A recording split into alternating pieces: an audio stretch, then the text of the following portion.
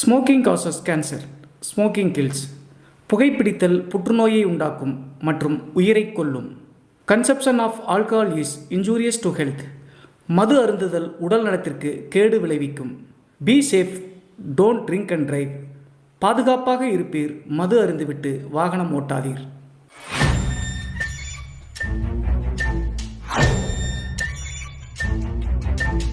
Hi everybody, நான் உங்கள் Siva. Welcome to our channel. இன்றைய காணொலியில் தமிழ்நாட்டினுடைய தலைநகரான சென்னையில் இருக்கக்கூடிய அம்பத்தூர் அப்படிங்கிற அந்த பகுதியில் நடந்த ஒரு அதிபயங்கர அமானுஷ திகில் சம்பவத்தை தாங்க முழுமையாக பார்க்க போகிறோம். இந்த சம்பவத்தில் சென்னை நங்கநல்லூரில் வசிக்கக்கூடிய ஒரு வாலிபர் ஒருத்தர் நைட்டு தொழிற்சாலையில் ஷிஃப்ட்டுக்கு போயிட்டு தன்னுடைய மிதிவண்டியில் திரும்பி வரும்போது நடந்த திகில் மற்றும் அமானுஷ நிகழ்வு தாங்க இந்த சம்பவம். இன்றைய காணொலியும் கொஞ்சம் கூட சுவாரஸ்யம் மற்றும் த்ரில்லிங் குறையாமல் நீங்கள் அப்படியே எதிர்பார்க்கலாங்க. இதுபோன்று உங்களுடைய வாழ்க்கையிலும் ஏதாவது திகில் சம்பவம் நடந்துருந்துச்சுன்னா இந்த மின்னஞ்சல் மூலியமாக அதை ஷேர் பண்ணலாங்க. ஒருவேளை மின்னஞ்சலில் டைப் பண்ணுறது கஷ்டமாக இருந்துச்சு அப்படின்னா நம்ம சேனலினுடைய இன்ஸ்டாகிராம் லிங்கை கீழே டிஸ்கிரிப்ஷனில் கொடுத்துருக்கேங்க. அதில் போய் ஃபாலோ பண்ணிவிட்டு வாய்ஸ் நோட்டாக கூட ஷேர் பண்ணலாங்க. இது வரைக்கும் நம்ம சேனலை நீங்கள் சப்ஸ்கிரைப் பண்ணாமல் பார்த்துட்டு இருந்தாலும் சரி, புதிய பார்வையாளராக இருந்தாலும் சரி, வீடியோக்கு கீழே இருக்கக்கூடிய சப்ஸ்கிரைப் பட்டன் மற்றும் பெல் ஐக்கான் இரண்டையுமே கிளிக் பண்ணிடுங்க. நம்ம ஷோக்குள்ளே போகலாம்.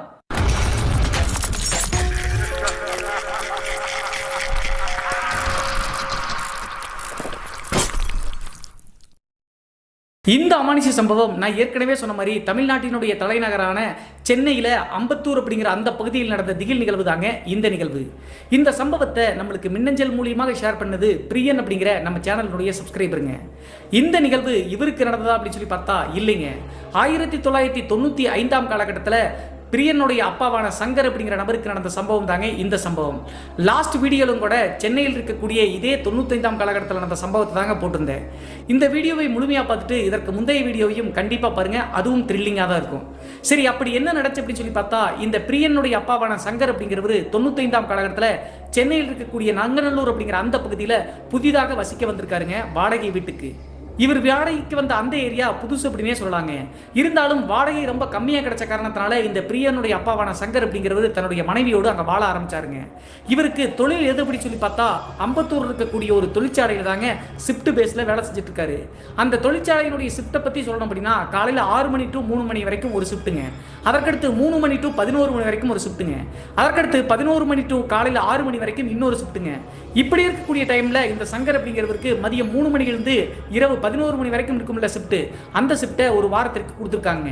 அந்த காரணத்தினால நங்கநல்லூர்லேருந்து அந்த தொழிற்சாலைக்கு அம்பத்தூருக்கு போகணும் அப்படின்னா மதியம் ஒரு 1 மணி தோராயமாகவே தன்னுடைய மிதிவண்டி எடுத்து கிளம்ப ஆரம்பிச்சிருவாருங்க. அதற்கடுத்து இரவு 11 மணிக்கு ஷிஃப்டெல்லாம் முடிச்ச உடனே அம்பத்தூர்லேருந்து சென்ட்ரல் ரயில் நிலையத்திற்கு ரயிலில் வந்துருவாருங்க. அதற்கடுத்து சென்ட்ரல் இருந்து செயின்ட் தாமஸ் மவுண்ட் அப்படின்னு சொல்லிட்டு ஒரு ஸ்டாப்புக்கு வந்து ட்ரெயினில் வந்து இறங்கிடுவாருங்க. அந்த செயின்ட் தாமஸ் மவுண்ட் அப்படிங்கிற அந்த இடத்துல தான் தன்னுடைய மிதிவண்டியை நிறுத்தி வச்சுட்டு வந்து வழக்கங்க. அதற்கடுத்து செயின்ட் தாமஸ் மவுண்ட் ரயில் நிலையத்தில் இறங்கி தன்னுடைய மிதிவண்டி எடுத்துட்டு நங்கநல்லூரை நோக்கி வருவது வழக்கங்க. இதை தான் டெய்லி சங்கர் அப்படிங்கிறவர் தன்னுடைய வாடிக்கையாக செஞ்சுட்டு இருக்காருங்க. அதே மாதிரி ஒரு நாள் மதியம் 1 மணி தோராயமாக கிளம்பி அம்பத்தூர் இருக்கக்கூடிய அந்த தொழிற்சாலைக்கு ஷிஃப்ட்டுக்கு போயிட்டாருங்க. அதற்கடுத்து இரவு 11 மணி தோராயமாக அந்த அம்பத்தூர்லேருந்து சென்ட்ரலில் வந்து இறங்கி சென்ட்ரலிருந்து செயின்ட் தாமஸ் மவுண்ட்டுக்கு வந்து ரயில் நிலையத்தில் இறங்கிட்டாருங்க. அதற்கு பின்பு எப்போதும் போல தன்னுடைய மிதிவண்டி எடுத்துட்டு நங்கநல்லூரை நோக்கி வந்துட்டு இருக்காருங்க. அந்த டைம்ல நங்கநல்லூருக்கு வருவதற்கு இடையில ஒரு 1 கிலோமீட்டர் மதில் சுவர் மாதிரி ஒரு சுடுகாட்டினுடைய மதில் சுவர் இருக்குங்க. அந்த சுடுகாட்டு மதில் சுவரை தாண்டி தான் எப்போதுமே வர வேண்டிய கட்டாயங்க. இன்னொரு சுற்றுப்பாதை இருக்குங்க. ஆனால் அந்த வழியாக வந்தோம் அப்படின்னா கிட்டத்தட்ட 3 கிலோமீட்டர் 4 கிலோமீட்டர் எக்ஸ்டன் ஆகுங்க. அதை தவிர்ப்பதற்காக தான் டெய்லி இந்த குறுக்கு வழியாக இருக்கக்கூடிய அந்த சுடுகாட்டு மதில் சுவர் இருக்கக்கூடிய பகுதியை நோக்கி வருவாருங்க. அதே மாதிரி அன்றைய நாள் 12 மணி தோராயமாக ஆயிடுச்சுங்க. அந்த செயின்ட் தாமஸ் மவுண்ட்ல வந்து இறங்க மிதிவண்டி எடுத்துட்டு கிளம்பி வரும்போது அன்றைய நாள் பயங்கர கனமழை பெஞ்சிருக்குங்க.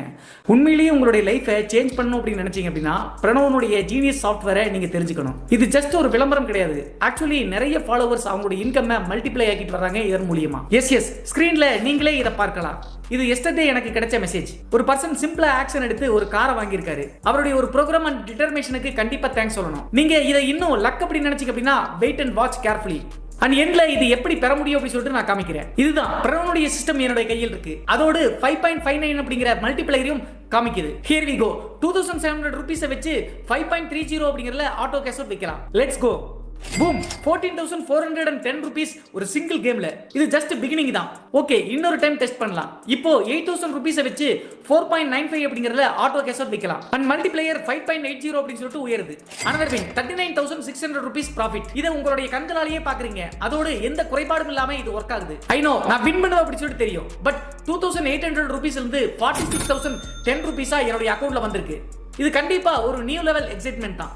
Now the most important part, இது எப்படி பெறது அப்படி சொல்லிட்டு உங்களுக்கு சொல்றேன். It's super simple. டிஸ்கிரிப்ஷன் மற்றும் பின் கமெண்ட் இருக்கக்கூடிய லிங்கை கிளிக் பண்ணுங்க. கெட் அப்படின்னு சொல்லிட்டு ஒரு பட்டன் இருக்கும். அதை பிரஸ் பண்ணிட்டு பிரணவுக்கு ஒரு மெசேஜ் பண்ணிட்டீங்க அப்படின்னா இந்த சிஸ்டத்தை நீங்க அக்சஸ் பண்ணிக்கலாம். thousands of people ஆல்ரெடி இந்த சாஃப்ட்வேர் மூலமா மணி மேக் பண்ணிட்டு வந்துட்டு இருக்காங்க. சோ பின்தங்க தேவையில்லை. Click the link, follow the steps and start winning right now. கனமழை பேஞ்சிட்டு இருந்த காரணத்தால தண்ணி வந்து சென்னையில சொல்லவே தேவையில்லை. தன்னுடைய பாதம் முழுகும் அளவுக்கு பயங்கரமா தண்ணி நிரம்பிட்டு இருந்திருக்குங்க. இருந்தாலும் கஷ்டப்பட்டு தன்னுடைய வீட்டுக்கு வருவதற்காக மிதிவண்டியை அமுத்தி பிடிச்சி வந்துட்டு இருக்காருங்க. அப்போது அந்த சுடுகாட்டு மதில் சுவர் 1 கிலோமீட்டர் தூரம் இருக்குன்னு சொன்னல, அந்த சுடுகாட்டு மதில் சுவரனுடைய சென்டர் பகுதியில் வந்த உடனே ஏதோ டக்குன்னு காலில் வந்து தட்டுப்பட்டு இருக்குங்க. அதை உணர்ந்த பிரியனுடைய அப்பாவான சங்கர் அப்படிங்கிறவர் ஏதாவது கல்லா இருக்கு அப்படின்னு சொல்லிட்டு தன்னுடைய காலில் எட்டி உதச்சிருக்காருங்க. அப்படி எட்டி உதச்ச உடனே கொஞ்ச தூரம் தள்ளி போய் அது விழுந்துருச்சுங்க. அதற்கு பின்பு தான் அது புரியுதுங்க, அது கல்லு கிடையாது, ஒரு மண்டையோடு அப்படி சொல்லிட்டு சுடுகாட்டில் இருக்கக்கூடிய ஏதோ ஒரு மண்டையோட நாய் கொண்டு வந்து கவ்வி இங்க போட்டுருக்கு அப்படி சொல்லிட்டு நினைச்சிட்டாருங்க. அது மட்டும் இல்லாம மழை அதிகமா பெஞ்ச காரணத்தால இப்படி மண்டையோடு உருண்டு வெள்ளத்துல வந்திருக்கும் அப்படி சொல்லிட்டு நினைச்சிட்டு அதை பெரிதுபடுத்தாம வீட்டுக்கு வந்து சேர்ந்துட்டாருங்க. அன்றைய நாள் வீட்டுக்கு வர்றதுக்கே நைட்டு 1 மணி 1:30 மணி ஆயிடுச்சுங்க. அதற்கடுத்து அடுத்த நாளும் மதியம் 1 மணி தோராயமாக தொழிற்சாலைக்கு போயிட்டு இரவு 12 மணி தோராயமாக அந்த செயின்ட் தாமஸ் மவுண்ட் இருக்கக்கூடிய இடத்துல இருந்து மிதிவண்டி எடுத்துட்டு எப்போதும் போல அந்த சுடுகாடு மதில் சுவர் இருக்கக்கூடிய அந்த தடத்துல வந்துட்டு இருக்காருங்க. இரவு 12 மணி தோராயமாக தன்னுடைய மிதிவண்டியில வந்துகிட்டே இருக்கும்போது முந்தைய நாள் இரவு அந்த எலும்பு கூட தட்டி விட்ட அந்த இடத்துல டக்குன்னு இவருக்கு ஒரு தப்பான உணர்வு தென்படுதுங்க. அது என்ன அப்படி சொல்லி பார்த்தா, மிதிவண்டியை அமுத்தி பிடிச்சிட்டு வந்துட்டு இருக்கும்போது திடீர்னு மிதிவண்டி பயங்கர கனமா இருந்திருக்குங்க. யாரோ பின்னாடி ஏறி உட்கார்ந்த மாதிரி ஒரு உணர்வுங்க இந்த சங்கர் அப்படிங்கிறவருக்கு. அது மட்டும் இல்லாம மிதிவண்டியினுடைய கேரியர்ல பின்னாடி ஏறி உட்கார்ந்து தன்னுடைய முதுகை யாரோ பேலன்ஸ் பிடிக்கணும் இல்லையா, முதுக தொடர மாதிரி ஃபீல் ஆயிருக்குங்க. அப்போது அதை உணர்ந்த சங்கர் பயம் இருந்தாலும் கூட அது வெளிக்காட்டிக்காம நேரா நங்கநல்லூரை நோக்கி வந்துகிட்டே இருக்காருங்க. அந்த டைம்ல நங்கநல்லூர் இருக்கக்கூடிய இவருடைய வீட்டு அந்த தெரு வரைக்கும் வந்துட்டாருங்க. அந்த தெருவினுடைய என்ட்ரன்ஸ் வந்த உடனே டக்குன்னு கனமா இருந்த அந்த சைக்கிள் வந்து இலகுவாகுதுங்க. பின்னாடி உட்கார்ந்துருந்த அந்த உருவம் வந்து விலகி போயிடுச்சாட்டிருக்குங்க.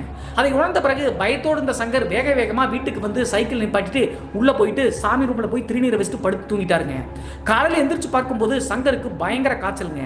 அவங்களுடைய மனைவி வந்து என்ன ஆச்சுங்க அப்படின்னு சொல்லி கேட்கும்போது எந்தவித பதிலும் சொல்லிங்க, சொன்னா பயந்துருவாங்க அப்படி சொல்லிட்டு அதற்கடுத்து 2-3 நாட்கள் தொழிற்சாலைக்கு வேலைக்கே போக முடியலைங்க. காய்ச்சல்லையே அவதிப்பட்ட சங்கர் 2-3 நாள் கழிச்சுதான் நார்மல் ஆனாருங்க. சரி, மறுபடியும் தொழிற்சாலைக்கு போலாம் அப்படின்னு சொல்லிட்டு, ஏன்னா பொருளாதாரத்துல அந்த வேலைக்கு போனாதான் கொஞ்சம் மேலோங்கி வர முடியும். அந்த காரணத்தினால எப்போதும் போல அம்பத்தூர் தொழிற்சாலைக்கு வேலைக்கு போறாருங்க. வேலைக்கு போன அன்றைய நாள் இரவும் ஷிஃப்ட் முடிச்சுட்டு 12 மணி தோராயமாக எப்போதும் போல அந்த செயின்ட் தாமஸ் இருந்து ரயில்ல இறங்கி மிதிவண்டி எடுத்துட்டு நங்கநல்லூர் இணைக்கு வந்துட்டு இருக்காருங்க.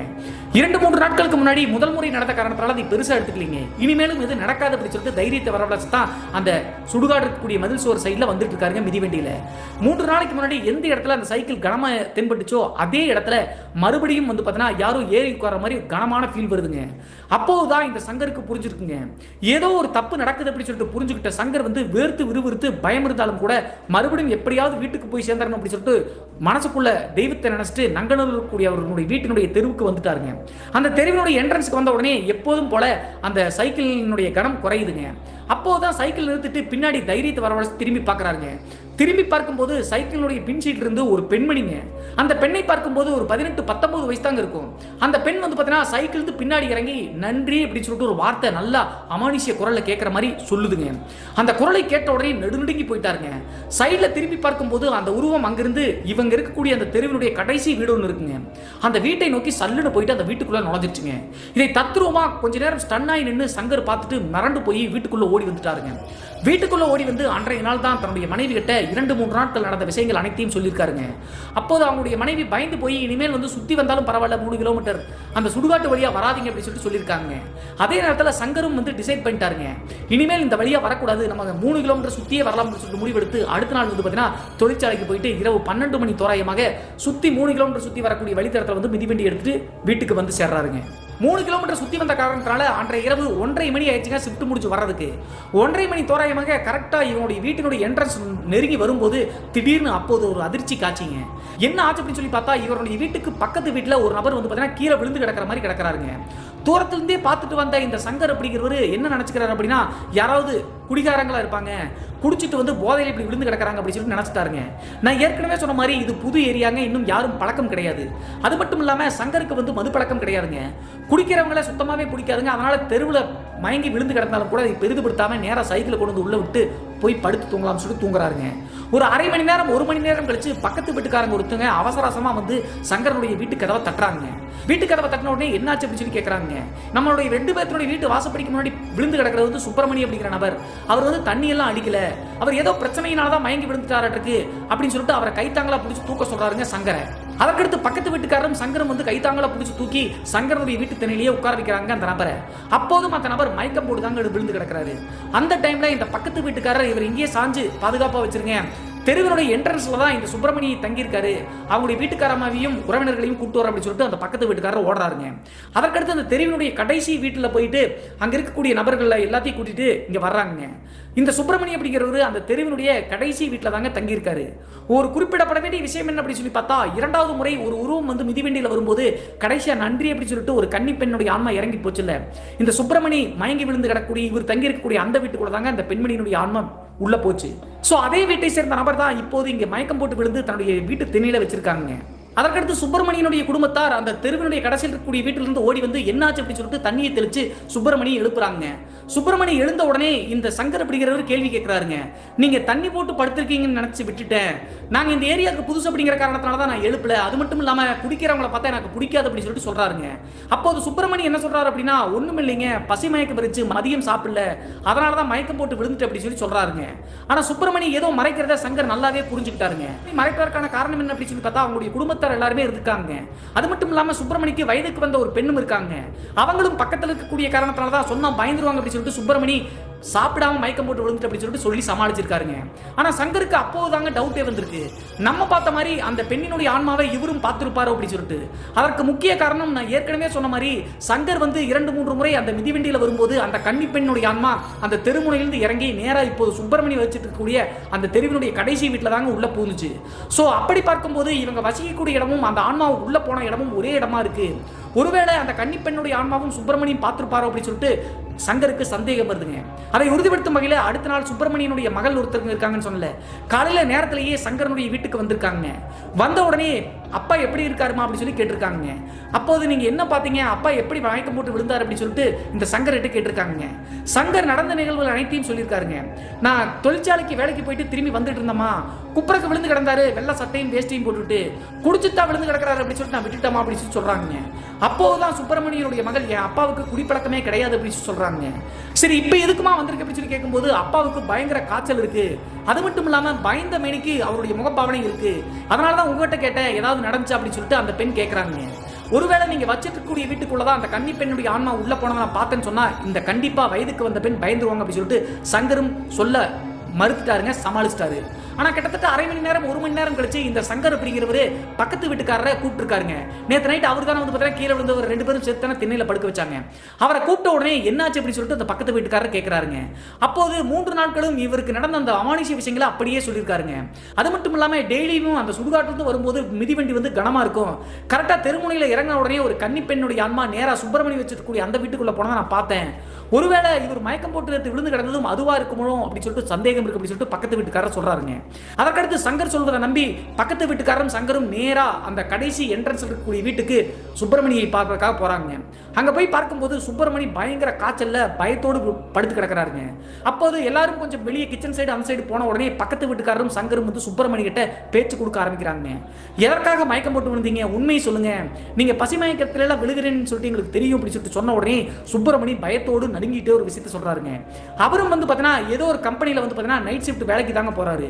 எப்படி வந்து பாத்தீங்கன்னா இந்த சங்கர் அப்படிங்கிறவர் மிதிவண்டியில வருவாரோ அதே மாதிரி அன்றைய இரவு வந்து பாத்தீங்கன்னா சங்கர் வருவதற்கு ஒரு 1 மணி நேரத்துக்கு முன்னாடிங்க பக்கத்துல தான் ஏதோ தொழிற்சாலைக்கு வேலைக்கு போயிட்டு மிதிவண்டியில தான் சுப்பிரமணியம் வந்துட்டு இருக்காருங்க. 95ஆம் காலகட்டத்தில் அதிகமாக மிதிவண்டிகள் வச்சிருப்பது வழக்கங்க. அந்த காரணத்தினால சுப்பிரமணியம் நேராக அந்த சுடுகாட்டு வழியா தாங்க வரணும். அந்த சுடுகாட்டு வழியா வரும்போது சங்கருக்கு என்ன நடந்துச்சோ அதே மாதிரி தாங்க சுப்பிரமணியக்கும் நடந்திருக்கு. டெய்லியுமே கரெக்டாக அந்த சுடுகாட்டுக்கு வரும்போது சைக்கிள் வந்து பார்த்தீங்கன்னா கனமாக இருக்குங்க. அப்போதெல்லாம் சுப்பிரமணியம் நேராக பயந்துகிட்டே வந்து தன்னுடைய வீட்டினுடைய என்ட்ரன்ஸ்ல நிப்பாட்டும் போது சைக்கிள் வந்து இலகுவாயிருமாங்க. இது 2-3 முறை நடந்திருக்குங்க. ஆனால் சுப்பிரமணி மயக்கம் போட்டு விழுந்த அன்றைய நாள் கரெக்டாக இவருடைய வீட்டுக்கு, சங்கரனுடைய வீட்டுக்கு பக்கத்தில் மிதிவண்டி வந்த உடனே மிதிவண்டியை வந்து ஸ்டாப் பண்ணி சுற்றி முத்தியும் சந்தேக பார்வையில் பார்த்துட்டு இருக்காருங்க. அப்போது சங்கருக்கு நடந்த மாதிரியே அவருடைய மிதிவண்டியிலிருந்து ஒரு கன்னி பெண் இறங்கி நன்றி அப்படின்னு சொல்லிட்டு சங்கருக்கு சொன்ன மாதிரியே சுப்பிரமணிக்கு சொல்லிட்டு நேராக சுப்பிரமணி வச்சுக்கக்கூடிய வீட்டுக்கே போயிருக்குங்க. தூரத்திலிருந்து தன்னுடைய வீட்டுக்குள்ள ஒரு கன்னி பெண்ணுடைய ஆன்மா போறதை பார்த்துட்டு மிரண்டு போய் சுப்பிரமணி மயக்கம் போட்டு விழுந்துருக்காருங்க. அரை மணி நேரம் கழிச்சு தான் இந்த சங்கர் அப்படிங்கிறவர் வந்து பார்த்துட்டு குடிச்சிட்டு வந்து விழுந்து கிடக்கிறாரு அப்படின்னு சொல்லிட்டு பெரிதுபடுத்தாம விட்டு அதற்கடுத்த எல்லா விஷயங்களும் நடந்துச்சுங்க. இதை ஒண்ணு விடாம சுப்பிரமணி சொல்லியிருக்காருங்க. எதற்காக மறைச்சிங்க அப்படின்னு சொல்லி கேட்கும்போது, வயசுக்கு வந்த பெண் இருக்கா, அவகிட்ட போய் நம்ம குடியிருக்கக்கூடிய வீட்டில் தான் அந்த கன்னி பெண்ணுடைய ஆன்மா உள்ள போச்சுன்னு சொன்னா கண்டிப்பா பயந்துருவான்னு சொல்லிட்டு நான் மறைச்சிட்டேன் அப்படின்னு சொல்லிட்டு சுப்பிரமணி சொல்லியிருக்காருங்க. இந்த நிகழ்வுக்கு பின்பு என்ன பண்றது அப்படின்னே தெரியலீங்க. ஆனா அதற்கு பின்பு தான் அந்த கன்னி பெண்ணுடைய ஆன்மாவினுடைய ஆட்டம் அதிகமாச்சு அப்படின்னே சொல்லலாங்க. டெய்லி 2-3 முறை நள்ளிரவு நேரங்களில் வந்து பார்த்தீங்கன்னா பக்கத்து வீட்டுக்காரங்க எல்லாமே அந்த கன்னி பெண்ணுடைய ஆன்மா அந்த தெருமுனையிலிருந்து நேரா சுப்பிரமணியனுடைய வீட்டுக்குள்ள நடந்து போறதை பார்த்துருக்காங்க. நான் ஏற்கனவே சொன்ன மாதிரி சங்கரனுடைய வீட்டுக்கு பக்கத்தில் இருக்கக்கூடிய ஒரு பக்கத்து வீட்டுக்காரர் ஒரு நாள் நைட்டு ரெஸ்ட் ரூம் போலாம்னு சொல்லிட்டு வெளியே வந்திருக்காருங்க. வெளியே வந்து ரெஸ்ட் ரூம் போயிட்டு வீட்டுக்குள்ள போலாம் அப்படின்னு சொல்லிட்டு வாசல்ல வந்து நின்று பார்க்கும்போது அந்த கன்னி பெண்ணுடைய அம்மா எப்போதும் போல அந்த தெருமுனையினுடைய கடைசியில் இருந்து நேரா சுப்பிரமணி தங்கியிருக்கக்கூடிய வீட்டுக்குள்ள நுழைஞ்சிருக்குங்க. அந்த சுப்பிரமணியனுடைய வீடு மொத்தம் 3 வீடுகள் இருக்குங்க வாடகைக்கு. அதுல 2 வீடுகள்ல தாங்க குடும்பங்கள் இருக்கு. ஒரு வீடு வந்து சும்மா தான் இருக்கு. அந்த சும்மா இருக்கக்கூடிய வீட்டுக்குள்ளதான் அந்த கன்னி பெண்ணுடைய ஆன்மா போறதே இந்த சுப்பிரமணியன் பார்த்திருக்காருங்க, சங்கரும் பார்த்திருக்காரு, இப்போ பக்கத்து வீட்டுக்காரரும் பார்த்தாரு. அதற்கடுத்து இதற்கு மேலே நம்ம இப்படி பொறுத்தோம் அப்படின்னா தப்பா போயிடும் அப்படின்னு சொல்லிட்டு அந்த சுப்பிரமணி வசிக்கக்கூடிய வீட்டு ஓனருக்கு ஃபோன் பண்றாங்க. அவர் வந்து தாம்பரத்தில் வந்து சொந்த வீடு கட்டி அங்கதாங்க வாழ்ந்துட்டு இருக்காரு. இந்த வீடுகளை வாடகைக்காக தான் விட்டுருக்காரு. அவருக்கு ஃபோன் பண்ணி சொன்ன உடனே அந்த உரிமையாளர் சொன்ன விஷயங்களை கேட்டு எல்லாரும் மிரண்டு போயிட்டாங்க. என்ன நடந்திருக்கு அப்படின்னு சொல்லி பார்த்தா, 1 வருடங்களுக்கு முன்னாடி அந்த தாம்பரத்தில் வசிக்கக்கூடிய வீட்டினுடைய உரிமையாளர்கள் இந்த நங்கநல்லூர் இருக்கக்கூடிய இந்த வீட்டில் தாங்க வச்சுட்டு இருந்திருக்காங்க. அப்போது அந்த வீட்டு உரிமையாளருக்கு 19-20 வயது இருக்கக்கூடிய ஒரு பெண் வந்து பார்த்தீங்கன்னா மகளாக இருந்திருக்காங்க. அந்த பெண் வந்து பார்த்தீங்கன்னா பக்கத்தில் இருக்கக்கூடிய ஏதோ ஒரு நிதி நிறுவனத்தில் வந்து வேலை செஞ்சுட்டு இருக்காங்க. அந்த டைம்ல ஏதோ ஒரு வாலிபரை காதலிச்சிட்டு இருந்திருக்காங்க. அதெல்லாம் தெரிஞ்சிருந்தாலும் கூட வீட்டு ஓனர் வந்து தன்னுடைய மகளுடைய ஆசை தான் முக்கியம், கல்யாணம் பண்ணி வச்சிடலாம் அப்படின்னு சொல்லிட்டு நினைச்சிட்டு இருக்காங்க. ஆனா போக போக தாங்க தெரியுது இந்த பெண் தேர்ந்தெடுத்த வாலிபர் வந்து தவறானவர் அப்படின்னு சொல்லிட்டு. இந்த பெண்ணோடு மட்டும் இல்லாம எக்கச்சக்க பெண்களோடு தவறான கனெக்ஷனோட இருந்திருக்காருங்க. அதை தெரிஞ்சுக்கிட்டு இந்த பெண் வந்து பார்த்தீங்கன்னா தாங்க முடியாம உண்மையா காதலிச்ச காரணத்தினால அம்மா அப்பா, அதாவது இந்த வீட்டு உரிமையாளர்கள் இல்லாத ஒரு நாள் தூக்கு மாட்டி இறந்து போயிட்டாங்க. அப்படி இறந்து போன பிறகு அந்த பெண்ணினுடைய ஞாபகமாகவே இருக்கு அப்படின்னு சொல்லிட்டு தெரிஞ்சுக்கிட்டா அந்த 3 வீடுகளையும் வாடகைக்காக விட்டு இந்த வீட்டு உரிமையாளர்கள் தாம்பரத்தில் வந்து ஒரு சொந்த வீடு இருக்குங்க, அங்கே போய் குடிபெயர்ந்து தஞ்சம் அடைஞ்சு வாழ்ந்துட்டு இருக்காங்க. இப்படி சங்கர் சுப்பிரமணி 3 பேரும் ஒன்று சேர சொன்ன உடனே அந்த வீட்டு உரிமையாளர்கள் நேராக இந்த நங்கநல்லூர் இருக்கக்கூடிய பகுதிக்கே வர்றாங்க. அவங்க வந்ததற்கான காரணம் என்ன அப்படின்னு சொல்லி பார்த்தா, அந்த பெண் இறந்த காரணத்தினால ஈமச்சடங்குகளை சரியா செய்யலைங்க. அதனால அந்த ஆன்மாவுக்கு முக்தி கிடைக்காம டெய்லியுமே தான் வாழ்ந்த வீட்டுக்கு வந்துட்டு போயிட்டு இருக்குது அப்படின்னு சொல்லிட்டு ஒரு ஜோசியர் மூலியமா தெரிஞ்சுக்கிட்டு இவங்க 3 பேரும் சொன்ன காரணத்தினால ஜோசியர் மூலியமா தெரிஞ்சுக்கிட்டு அங்கே வர்றாங்க. அப்படி வந்த பிறகு எப்படி பார்த்தீங்க, என்ன நடந்துச்சு அப்படின்னு சொல்லிட்டு அந்த ஹவுஸ் ஓனரும் ஃபுல்லா கேட்குறாங்க. இந்த சங்கர் மற்றும் சுப்பிரமணி சொன்ன உடனே அழுது புலம்பிருக்காங்க அந்த ஹவுஸ் ஓனர். என்ன காரணம் அப்படின்னா, இறந்து போன அந்த பெண்ணை வந்து பார்த்தீங்கன்னா இவங்க வரக்கூடிய வெளித்தரத்தில் 1 கிலோமீட்டர் சுடுகாட்டு மதில் சுவர் இருக்குல்ல, அந்த சுடுகாட்டில் தான் எடுத்து போய் அந்த கன்னி பெண்ணை புதைச்சிருக்காங்க கடைசியாக இறந்த பிறகு. ஸோ அந்த காரணத்தால தான் அந்த சுடுகாட்டு வழியாக இந்த தெருவுக்கு யாரெல்லாம் மிதிவண்டியில் நைட் நேரத்தில் வர்றாங்களோ அப்போதெல்லாம் அந்த கன்னி பெண்ணுடைய அம்மா மிதிவண்டியில் ஏறிட்டு நேராக உயிரோடு இருக்கும்போது எந்த வீட்டில் தங்கியிருந்தாங்களோ அந்த வீட்டுக்கு போயிட்டு வருவதை வழக்கமாக வச்சிருக்குங்க. இதெல்லாம் வாய் விட்டு ஒன்று விடாம அந்த வீட்டு உரிமையாளர் சொல்லிட்டாருங்க. அதற்கடுத்து கூட வந்த ஜோசியர் வந்து பார்த்தீங்கன்னா அந்த கன்னி பெண்ணுடைய ஆன்மா ஏதாவது உங்களை தொந்தரவு பண்ணுதா அப்படின்னு சொல்லி கேட்கும்போது சங்கர், சுப்பிரமணி அப்புறம் இந்த பக்கத்து வீட்டுக்காரர் 3 பேரும் என்ன சொல்றாங்க அப்படின்னா, நாங்க கண்ணெதிர்க்க பார்த்தாலும் எங்களை எந்த தொந்தரவும் பண்ணல, அது பாட்டு வீதியில வந்துட்டு அந்த வீட்டுக்குள்ள தஞ்சம் அடைச்சிட்டு போறதை மட்டும் தான் நாங்க பார்த்தோம், யாரையும் எந்த தொந்தரவும் பண்ணல, யாரையும் மிரட்டல அப்படின்னு சொல்லியிருக்காங்க. அப்போதுதான் புரிஞ்சிருக்குங்க அந்த கன்னிப்பெண் யாரையும் தொந்தரவு பண்ண வரல அப்படின்னு சொல்லிட்டு. முத்தி அடையாம இருந்த காரணத்தினாலதான் மேலோகத்துக்கு போக முடியாம இங்கேயே சுத்தி சுத்தி வந்துட்டு இருக்கு அப்படின்னு சொல்லிட்டு புரிஞ்சுக்கிட்டு அந்த முத்தி அடைவதற்கான பூஜை புனஸ்காரங்களை அந்த ஜோசியர் மூலியமாக பெண்ணினுடைய அம்மா அப்பா, அதாவது அந்த வீட்டினுடைய உரிமையாளர்கள் செஞ்சு முடிக்கிறாங்க. அப்படி பூஜையெல்லாம் பண்ணி அந்த கன்னி பெண்ணுடைய ஆன்மாவுக்கு முத்தி கொடுத்துட்டாங்க. முத்தி கொடுத்திருந்தாலும் கூட அந்த வீட்டில் வாழ்ந்த சுப்பிரமணியனுடைய குடும்பம் இதற்கு மேலே நாங்கள் இருக்க மாட்டோம் அப்படின்னு சொல்லிட்டு பயந்து போய் வேறொரு ஏரியாவுக்கு குடிபெயர்ந்து போயிட்டாங்க. ஆனால் சங்கர் மற்றும் அந்த பக்கத்து வீட்டுக்காரங்க ஒரு 10 வீடுகள் தள்ளி இந்த சைடு தனியாக தாங்க இருக்காங்க. அதனால பயப்படாம அந்த வீட்டில் தாங்க இருந்தாங்க. ஆனால் இந்த பூஜைகள்லாம் பண்ணி அந்த பெண்ணினுடைய ஆன்மாவுக்கு முத்தி கொடுத்த பின்னாடி இந்த சங்கர் அப்படிங்கிறவர் டெய்லியுமே நைட் ஷிஃப்ட் முடிச்ச பின்னாடி அந்த சுடுகாட்டு மதில் சோறு வழியாக தாங்க வருவாராமா. ஆனால் எப்போதும் நடக்கிற மாதிரி அந்த மிதிவண்டி கனமாக இருக்கிறதோ அல்லது வீட்டுக்கு வந்து அந்த கன்னி பெண்ணுடைய ஆன்மா போவதோ அல்லது நன்றின்னு சொல்லிட்டு போவதோ எந்த விஷயங்களும் செயல்படலீங்க. அதற்கடுத்து அந்த சங்கர் மற்றும் அந்த ஏரியாக்காரங்களுக்கு புரிஞ்சிச்சுங்க அந்த கன்னி பெண்ணுடைய ஆன்மா முத்தி அடைஞ்சு போயிடுச்சு, இனிமேல் யாருக்கும் தட்டுப்படாத அப்படி சொல்லிட்டு. அதற்கு பின்பு தான் இந்த சங்கர் மற்றும் அந்த ஏரியாக்காரங்க எல்லாமே நிம்மதி பெருமூச்சு விட்டு நைட் எல்லாம் நடமாட்டம் அதிகப்படுத்தினாங்க. எந்தவித பிரச்சனையும் இல்லாமல் வேலைக்கு போயிட்டு வந்துட்டு இருந்தாங்க. இந்த சம்பவம் 1995 காலகட்டத்தில் என்னுடைய அப்பாவுக்கு நடந்துச்சு பிரதர் அப்படின்னு சொல்லிட்டு நம்ம சேனலுடைய சப்ஸ்கிரைபராக இருக்கக்கூடிய பிரியன் அப்படிங்கிறவர் சொல்லி முடிச்சாருங்க. நான் ஏற்கனவே சொன்ன மாதிரி இதற்கு முந்தைய வீடியோவும் சென்னை தலைநகரை சேர்ந்த புரசைவாக்கம் அப்படிங்கிற பகுதியில் ஒரு 3 வாலிபர்களுக்கு நடந்த நிகழ்வு தாங்க. அந்த சம்பவம் கண்டிப்பாக த்ரில்லிங்காக தான் இருக்கும். இதற்கு முந்தைய எபிசோட கண்டிப்பாக பாருங்க, விறுவிறுப்பாக இருக்கும். அண்ட் ஃபைனலி டிஸ்கிரிப்ஷன் மற்றும் பின் கமெண்ட்ல லிங்க் இருக்கு. இதுதான் பிரணவனுடைய சிஸ்டமை ஃப்ரீயா பெறுவதற்கு லைஃப் டைம்ல இருக்கக்கூடிய ஒன் டைம் ஆப்பர்ச்சுனிட்டி. இதுல क्वेश्चन என்ன அப்படின்னா, முதல்லயே நீங்க டாப் வின்னர் ஆக போறீங்களா அல்லது திங்க் பண்ணிட்டே இருக்க போறீங்களா? அது உங்களுடைய தான். பட் ஆல்ரெடி ரியல் டிஃபரெண்ட்டை நிறைய பேருக்கு ஏற்படுத்திட்டு இருக்கு. இன்றைய காணொளி பற்றிய உங்களுடைய கருத்து என்ன அப்படி சொல்லிட்டு மறக்காம கமெண்ட் பாக்ஸ்ல கமெண்ட் பண்ணுங்க. இது போன்று உங்களுடைய வாழ்க்கையிலும் ஏதாவது திகில் சம்பவம் நடந்துருச்சுன்னா இந்த மின்னஞ்சல் மூலியமாக அதை ஷேர் பண்ணலாங்க. ஒருவேளை மின்னஞ்சலில் டைப் பண்ணுறது கஷ்டமாக இருந்துச்சு அப்படின்னா நம்ம சேனலுடைய இன்ஸ்டாகிராம் லிங்கை கீழே டிஸ்கிரிப்ஷனில் கொடுத்துருக்கேங்க. அதில் போய் ஃபாலோ பண்ணிவிட்டு வாய்ஸ் நோட்டாக கூட ஷேர் பண்ணலாங்க. மீண்டும் ஒரு த்ரில்லிங்கான அமானுஷ் எபிசோடுடன் உங்களை சந்திக்கும் வரை நான் உங்கள் சிவா.